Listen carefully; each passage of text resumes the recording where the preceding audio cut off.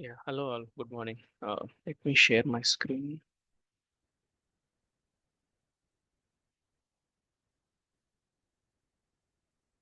Yeah, hope my screen is visible.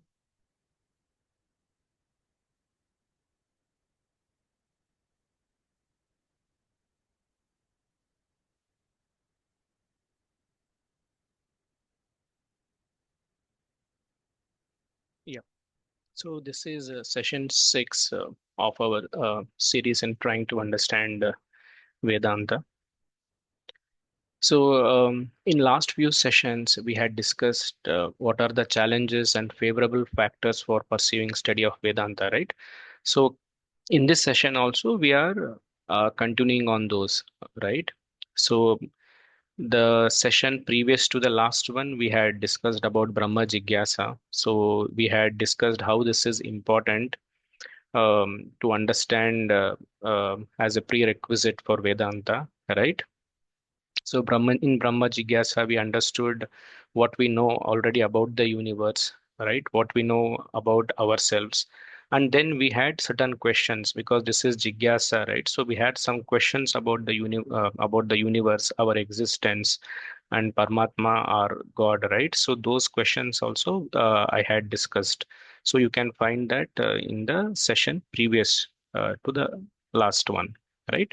So in the last session, we discussed the other prerequisite or quality or qualification concerning Vairagya Bhava.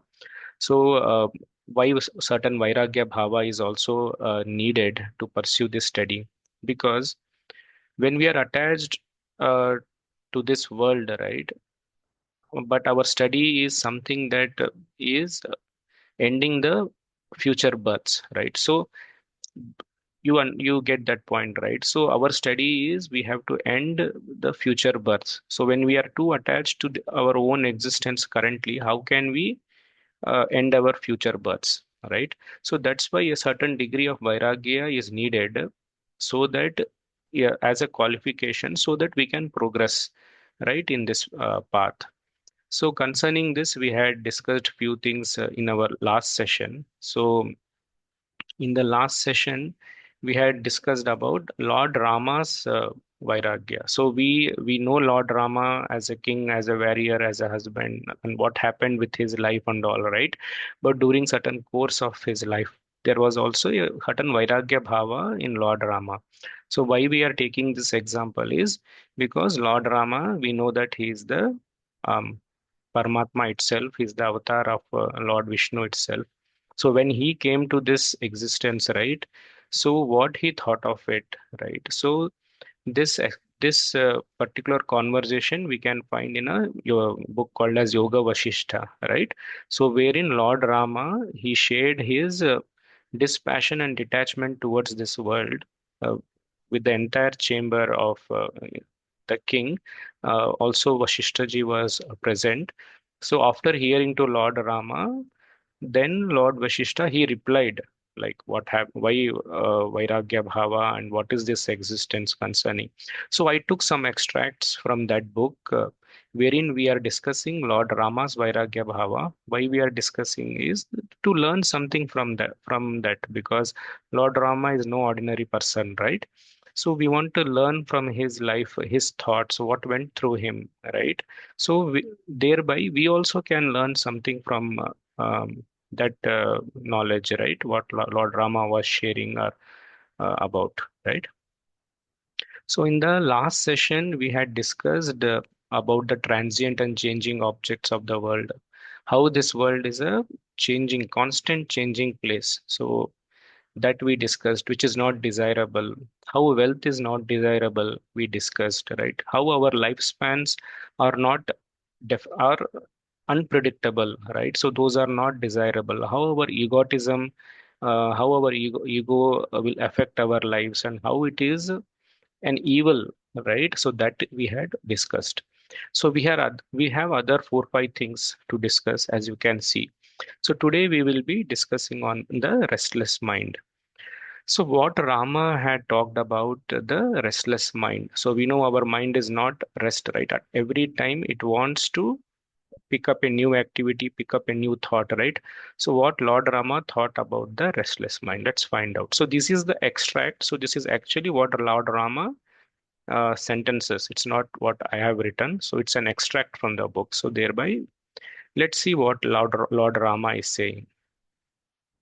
So the impure mind stuff remains restless as the wind. So how the wind is ever restless, right? Wind doesn't stop at one place, right? So that is how our impure mind stuff also. It is always restless like the mind.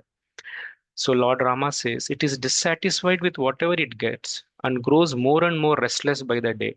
So it gets dissatisfied. It is having already so many things, but still it wants to grow, right? It doesn't want to be stagnant at place. So like the wind, it always wants to go. That is how the restless mind is, and that is how it is dissatisfied.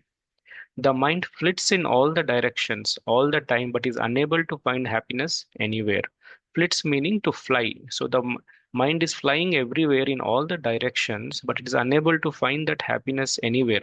So it thinks that it will acquire something and gain happiness. For a moment, it does experience happiness, but that is not permanent. Again, it will shift in another direction to find happiness, right? So the mind flits, the mind flies in all the directions, right, to gain to experience happiness, but it is still unsatisfied or dissatisfied, right? So like the lion in a cage, the mind is ever restless, having lost its freedom or not happy with its present state. So this is an analogy how the lion in a cage is always feel trapped and finds a feeling of loss of freedom, right? That's how our mind is. It is always has this feeling of loss of freedom, and it is not happy with its current state, and hence it is always flying by. It is always flying with new thoughts, trying to achieve new things, trying to find happiness. I am being wafted like a dry leaf in the wind by the mind. It does not let me rest anywhere. So, like the dry leaf on the ground, right? It is just wafted or it is just blown away by the wind every time, right? So, that's how this mind is blowing Lord Rama away. It is not like helping him to stay rest, right? So, that's how the mind is like a dry leaf is wafted in the wind. That's how the mind is all wafting us everywhere, right? So, not helping us to stay at rest, right? It is really when the mind stuff is enveloped by the craving that innumerable errors arise in the darkness of ignorance thus caused. So, when the mind is enveloped by the ignorance, so when we discuss further in our sessions, right, we will understand what actually the mind is, what mind is composed of, right, and what is this darkness that Lord Rama is talking about, how this mind is eclipsed by the darkness of ignorance. Ignorance means here it means lack of absolute knowledge, lack of true knowledge. So when there is no true knowledge, right, the mind, whatever it sees, it behaves that that is not in tune with the actual truths, right? The actual knowledge when you have, then you can focus and you can redirect your mind to achieve what is needed to be achieved, right? But when the mind itself is eclipsed by darkness or lack of proper knowledge, lack of true knowledge, right? So due to this eclipse, there are numerous errors that are bound to happen, right? Innumerable errors happen. So those things Lord Rama is talking about. Further, what Lord Rama is saying, though I adopt various methods to restrain craving, the latter overpowers me in a moment and helplessly drives me astray. See how humble and how you say in a most simple way Lord Rama is expressing the thoughts that like a common man, right? Like how we cannot restrain our cravings, right? And always this mind overpowers us helplessly and it tries to drive away astray as, right? So that way, even like a ordinary man, Lord Rama being humble in front of the Guru, in front of the court, he is expressing all his thoughts that though he is trying to restrain his craving, the mind still overpowers him, right? So, whatever hope I entertain of developing dispassion and such other qualities, craving cuts that hope away even as a rat snaps a thread. So, Rama is trying to develop this dispassion, right? So, what you say? the dispassion and detachment towards the world. He's trying to develop these qualities, but the craving, right? So it can be craving of anything, like you want to taste food, right? It's also a craving kind of thing. So always you try to put certain restraints, but mind is so powerful that it is overpowering all these, right? And I helplessly resolve caught in the wheel of craving, like birds caught in a net. We are unable, though we have wings for it, to fly to our goal or abode of self knowledge. So, and I am helplessly revolved, caught in the wheel of craving. So, we are caught in this wheel of craving, right? We don't know that we are having the wings to fly, but still we think that we are caught up here like a bird, right? The bird is caught up, but still it has wings to fly, right? So we have to fly to the goal of the self knowledge, is what Lord Rama is saying. So entire Vedanta is also study of our own self, our self knowledge. So Lord Rama is saying that we have to escape from these cravings and we should not feel trapped or caught, because we have to focus like a bird has wings, right? We too have intellect, and we have to shift our focus to attaining this self knowledge, right?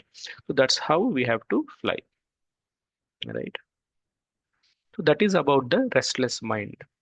Now next, Lord Rama is talking about this pitiable body. So this pitiable body means this is our own physical body, right? So what Lord Rama is talking about the pitiable body, let's find out.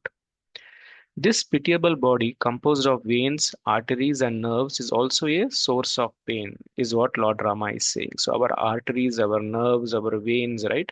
These are all source of pain. Delighted with little gratification and distressed by the least adversity, this body is indeed highly despicable. So, with little gratification, with little enjoyment, it feels really good. And with little distress, right, it feels enormously uncomfortable, right? So, how this body is behaving? So, Lord Rama is trying to understand this, right? So, little bit of enjoyment, it feels happiness. Little bit of distress, he feels enormous discomfort. So, we are not able to understand this physical body.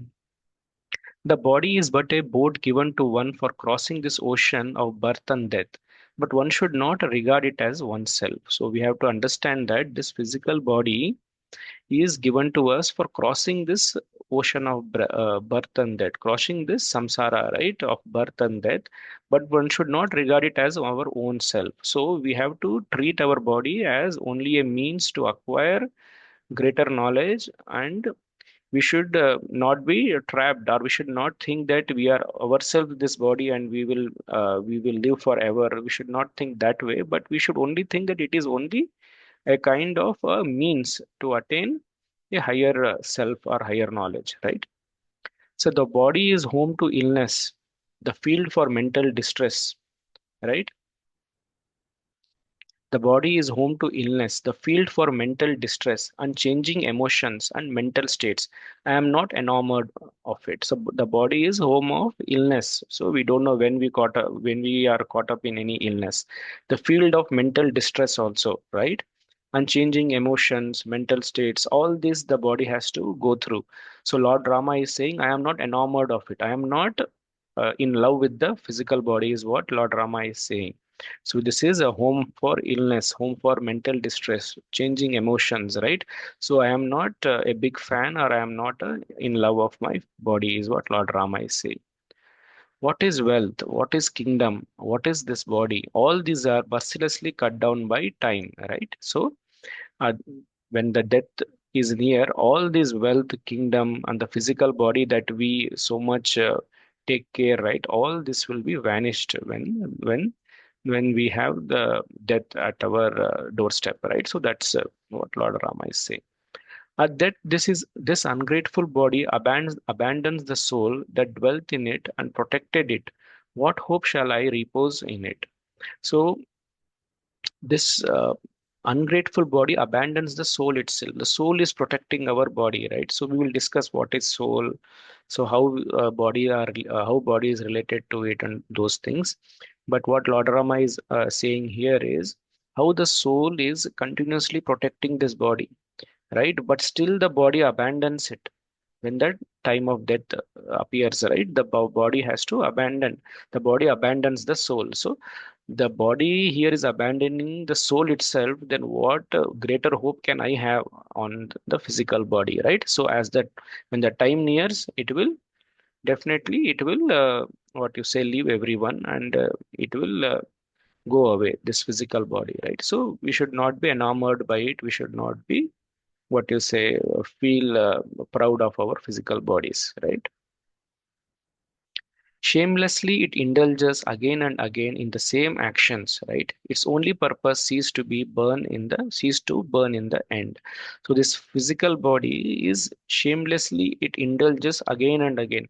So here again and again does not mean only in this lifetime, but in all our several other lifetimes also, right? What we are doing, we are shamelessly indulging in these what you say, pleasures of the physical body, right? We are performing the same actions, and what for we are performing, just to be burn in, to get burnt in the end, right? So when we pass, we either get burnt or we are what you say, we are graved in the soil, right?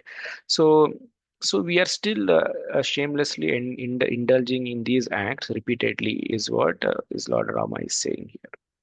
Unmindful of old age and death that are common to the rich and the poor, it seeks wealth and power.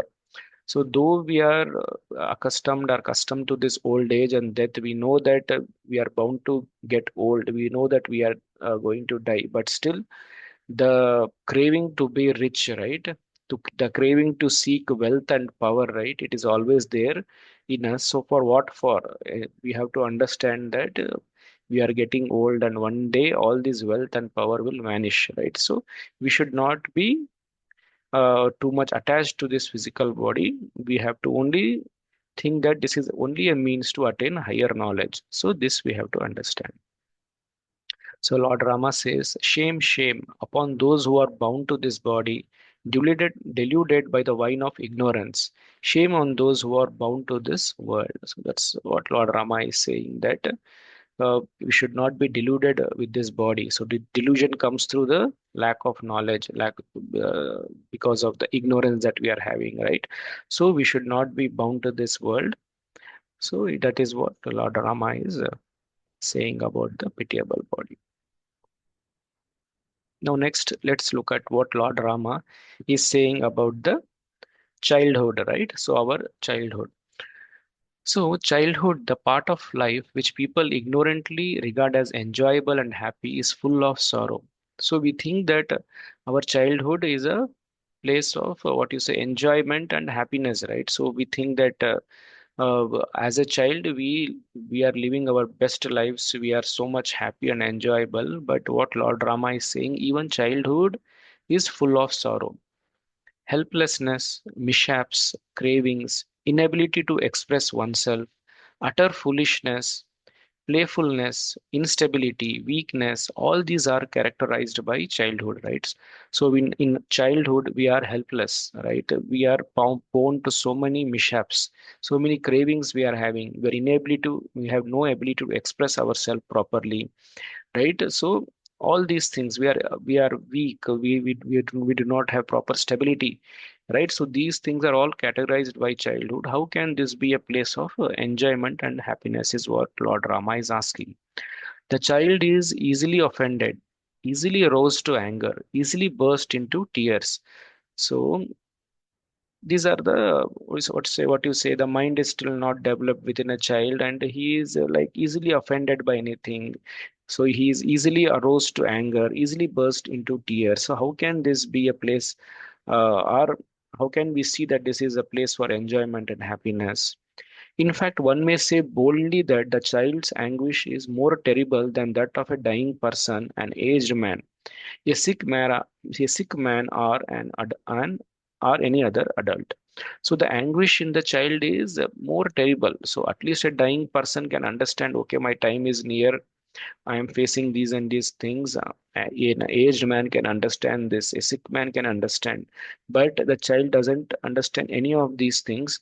So his anguish, right, his pain is more greater than the pain of a dying person or a aged person, because he doesn't even understand what is happening with him, right? So he is so much anguished by it, right? So the child's anguish is more terrible, is what Lord Rama is saying.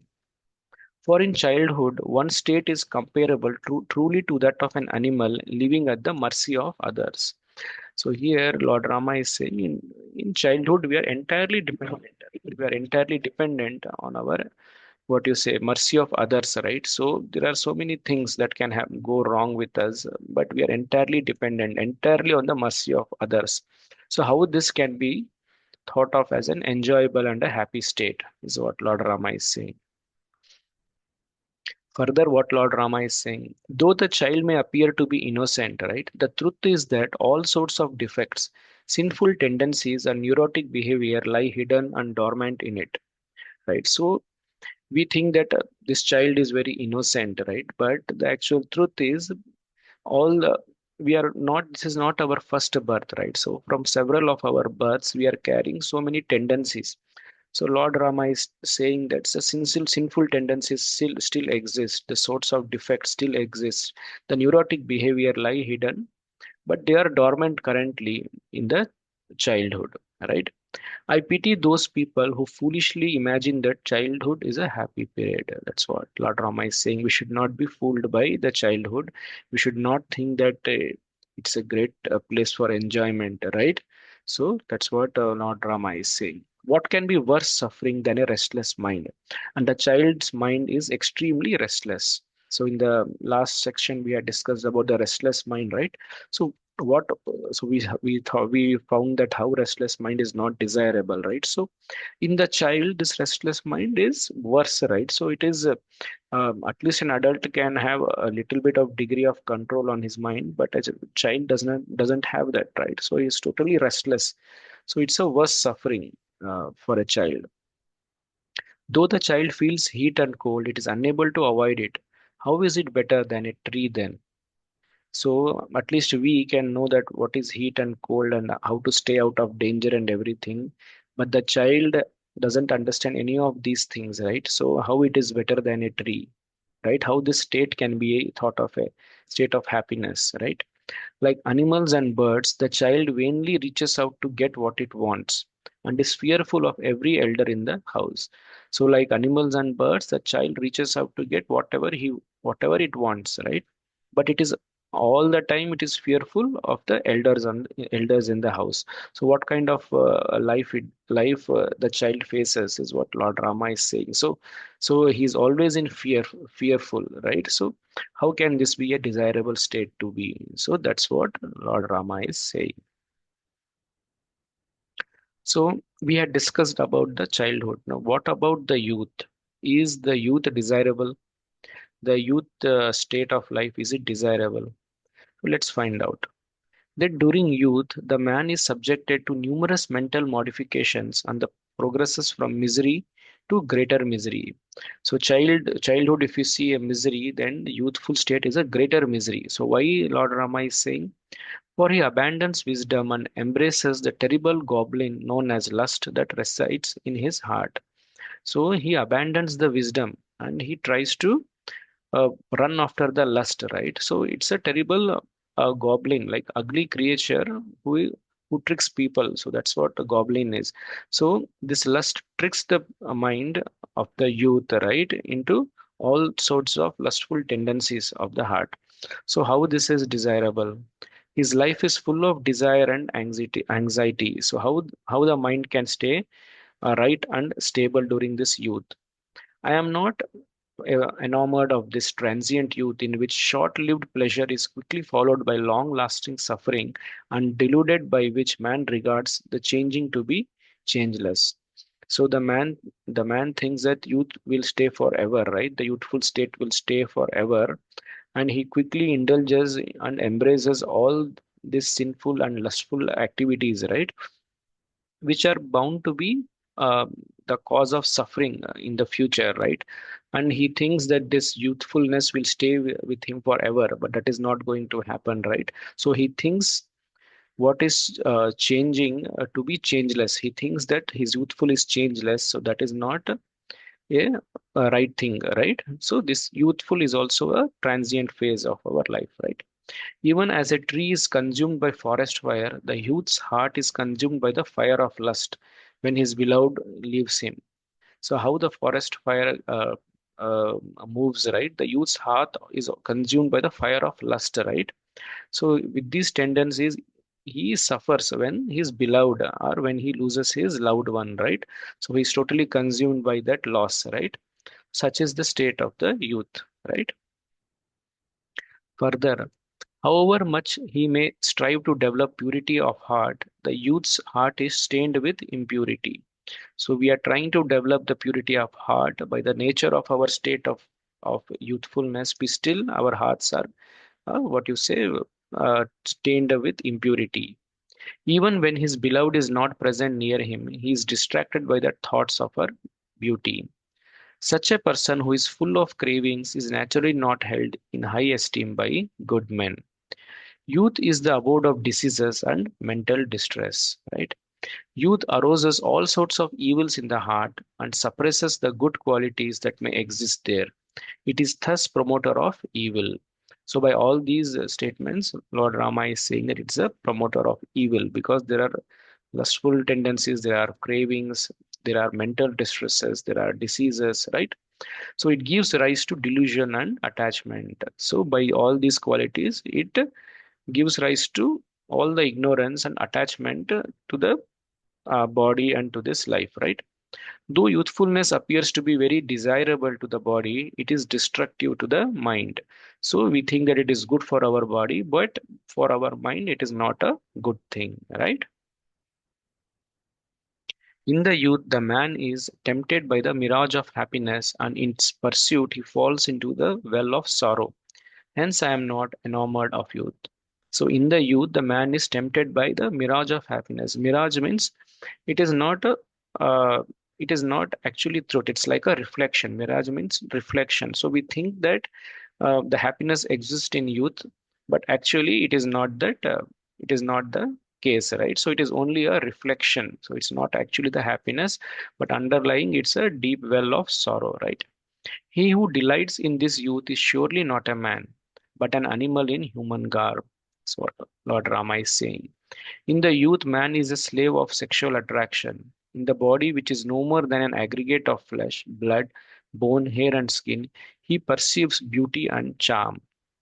The beauty does not last long. On the contrary, very soon the very flesh that contributed to the attractiveness, the charm and the beauty of beloved, is transformed first into the shriveled ugliness of old age and later consumed by fire or worms or by vultures.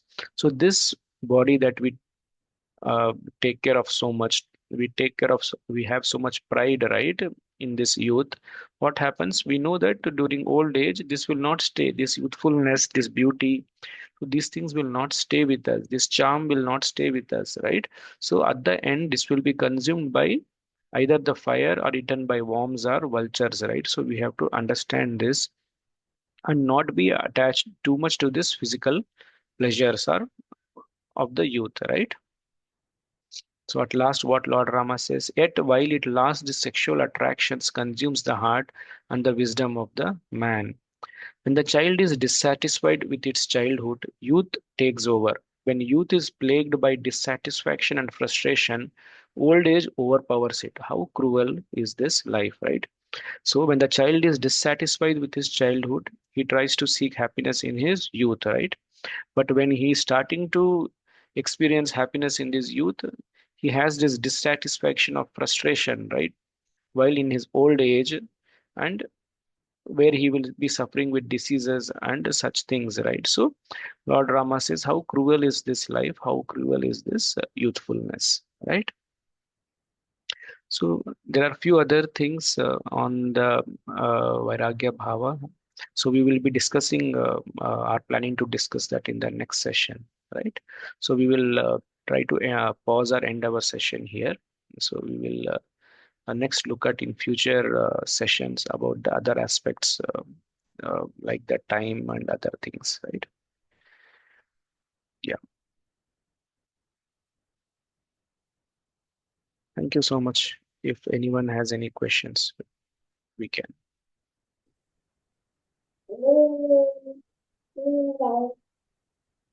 Thank you, sir.